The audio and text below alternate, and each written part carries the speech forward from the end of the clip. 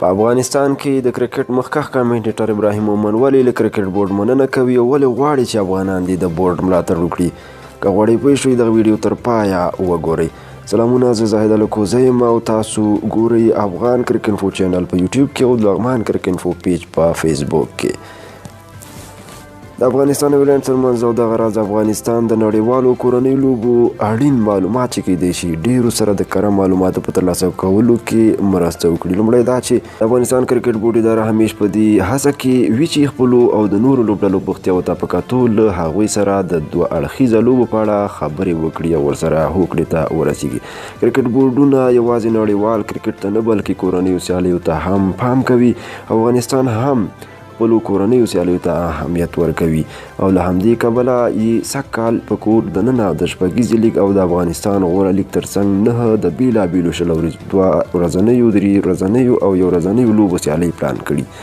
افغان کرکټ ملي لوبډله به سږ کال له ایرلنډ سره 3 شل اوریزې او له اسټرالیا سره یو ټیسټ سیالۍ ترسره کړي او هم به په شل اوریزه اسیایي جام او شل اوریزه کرکټ نړیوال جام کې برخه واخلي. ترڅنګ به یې روان 2020 کال کې د افغانستان 19 کلن لوبډله د سویلي افریقې په کوربتوب 19 کلن نړیوال جام کې او بیا 19 کلن په اسیایي جام کې سیالۍ وکړي او هم به د افغانستان ایمرجنګ لوبډله په اسیایي جام کې ولوبیږي. د افغانستان الف لوبډله به هم سږ کال د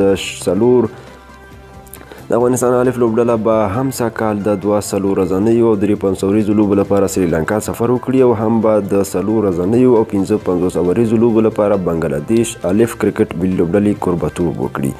د افغانستان او ایرلنډ ترمنځ د 10 اوریزه لوبو لوبلړۍ چې د مارچ میاشت کې په د افغانستان په کوربتوب ترسره شي هغه سیالۍ دي چې په 2019 کال FTP کې شاملې وي.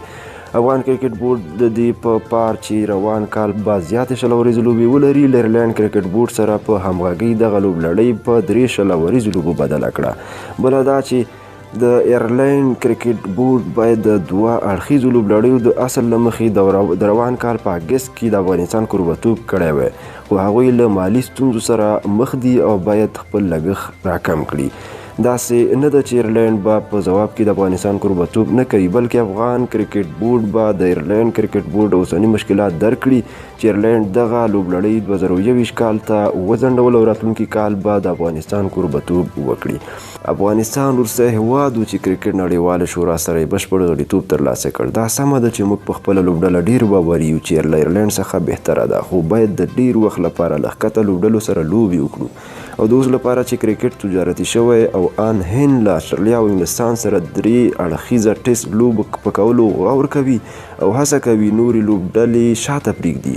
اسانه به نه وي چې په اوسني بودیجه د نړۍ له سترو لوبډلو سره سیالۍ برابرې شي.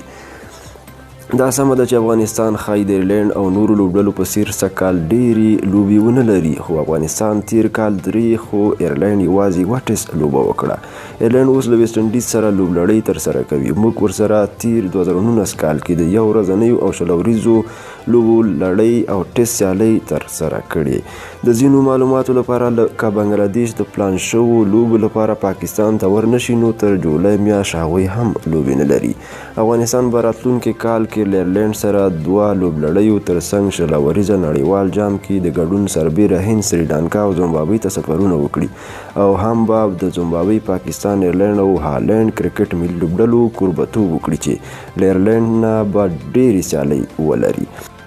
نو د حکومت او کرکټ نړیوالو شورا لخوا د اوسني شته بودیجې په برابر کې د دومره کورنیو نړیوالو سیالیو برابرول او هغه هم د کوم ستر مالي ملاتړ نه لرلو سره د افغانستان کرکټ بورډ ستره لاسته راوړنه ده چې نه یوازې پرې باید قناعت وکړو بلکې ترڅنګ باید د کرکټ بورډ تر شا ودرېږو او ملاتړ یې وکړو.